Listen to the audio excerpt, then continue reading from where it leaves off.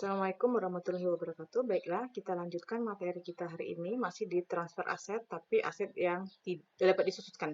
Kemarin kita sudah bahas aset yang tidak dapat disusutkan ya, tanah.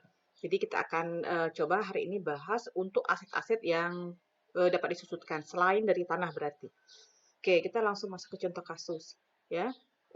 Jadi contoh case-nya ini langsung ke downstream ya. Downstream. Jadi case-nya ya, induk itu membeli peralatan. Ya, nilai peralatannya adalah 9 juta. Jadi karena ini adalah transaksi induk, maka induk akan mencatat transaksi internal ini sebagai peralatan pada kas. Ya.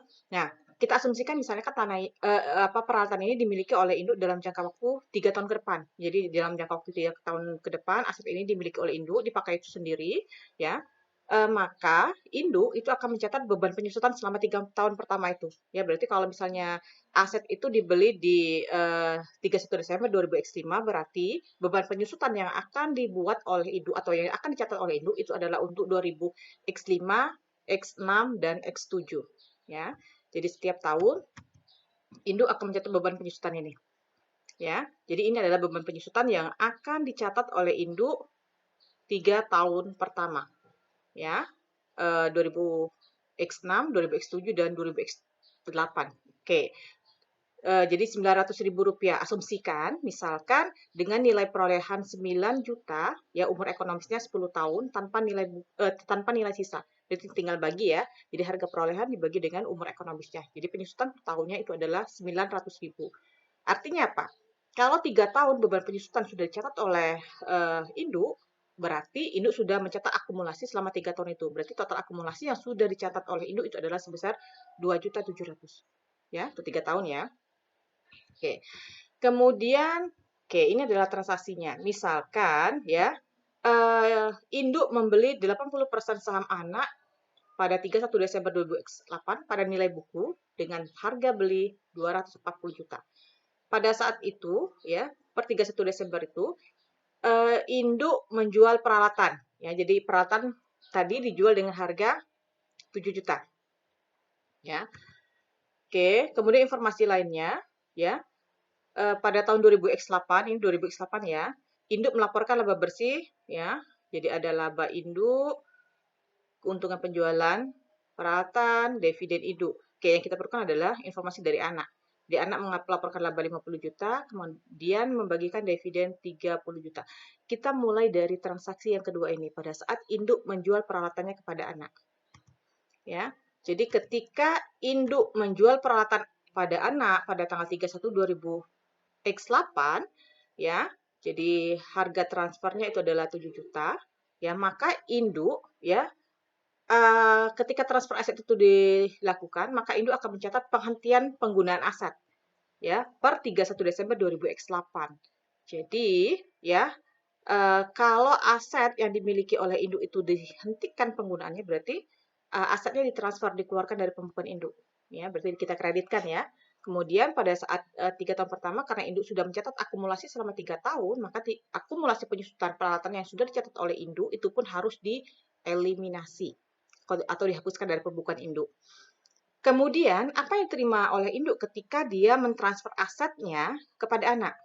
Ya, yang diterima oleh induk adalah kas. Ya, nilai kasnya itu adalah 7 juta. Ya, berarti induk akan mencatat ada kas masuk, mencatat akumulasi keluar, ya, kemudian mencatat aset keluar, lalu ketika ada selisih maka ya seharusnya selisih tersebut akan diakui sebagai laba atau rugi penukaran aset, tergantung apakah nilai buku aset itu lebih besar atau lebih kecil daripada nilai tukar aset. Oke, kita lihat ya. Oke.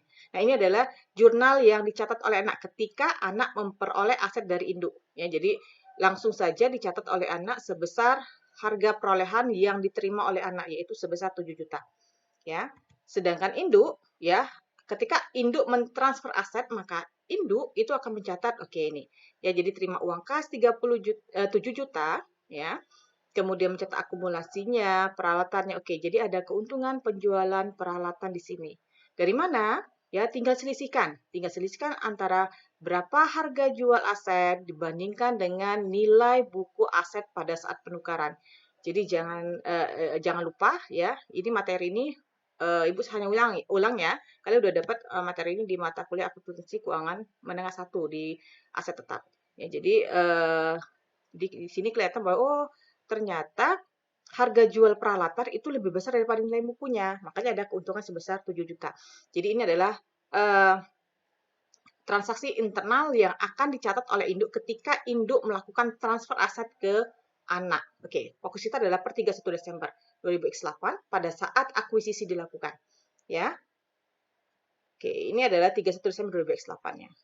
Kemudian pada tanggal 31 Desember 2009 itu kan sudah 1 tahun tuh.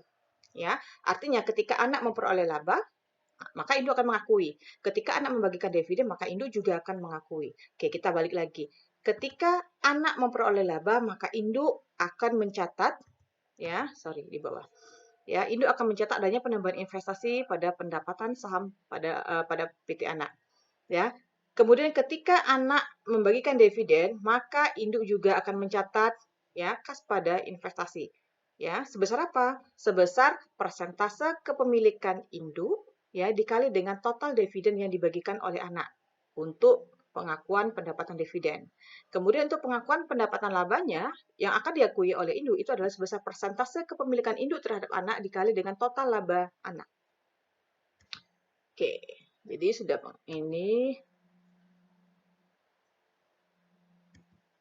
Oke, nah ini adalah jurnal eliminasinya, ya. Jadi tadi adalah jurnal transaksinya selama tahun pertama ketika akuisisi dilakukan. Ini adalah jurnal eliminasi. Jadi tidak ada beda jurnal eliminasi untuk kepemilikan kurang dari 100%. Yang pasti yang akan kita eliminasi adalah pendapatan dan dividen dari anak, ya. Jadi ini pendapatan dari anak, ya, yang akan kita eliminasi, dividen dan investasi, ya. Jadi pendapatan dari anak dari mana, ya? Yang pasti dari all pendapatan yang diakui oleh induk ya dikali dengan total persentase kepemilikannya.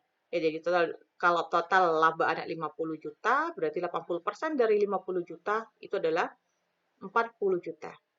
Ya, begitu juga dengan dividen yang akan dihapuskan oleh induk. Ya, jadi dari mana 24 juta? Yaitu dari persentase kepemilikan induk, yaitu 80% dikali dengan total dividen yang dibagikan oleh anak. Oke, kemudian selain mengeliminasi pendapatan dan dividen oleh PT Anak, juga harus terdapat eliminasi pendapatan dan dividen untuk kepentingan non pengendali. Ya, jadi kalau ini pengakuan 80%-nya, yang ini adalah untuk pengakuan yang 20%. Ya. Jadi yang 20% berarti 20% dikali berapa? 50 juta. Ya, jadi pendapatan kepentingan non pengendali yang 10 juta ini diperoleh dari 20% dikali dengan total laba anak. Ya. Kemudian untuk dividen yaitu adalah 20% dikali dengan total dividen yang dibagikan oleh anak. Ya, sisanya, bukan sisa ya, selisih, sorry. Selisihnya itu dicatat ke akun kepentingan non pengendali. Eliminasi yang ketiga itu adalah eliminasi untuk ekuitas anak, ya. Jadi all equity anak itu dieliminasi, ya.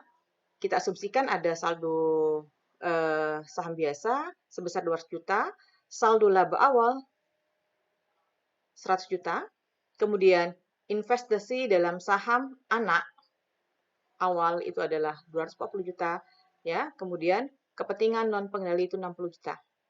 Dari mana 60 juta? Tadi, ya, dari persentase kepentingan non pengendali yaitu 20% dikali dengan total equity-nya anak. Ya. Jadi 20% dikali dengan 300 juta.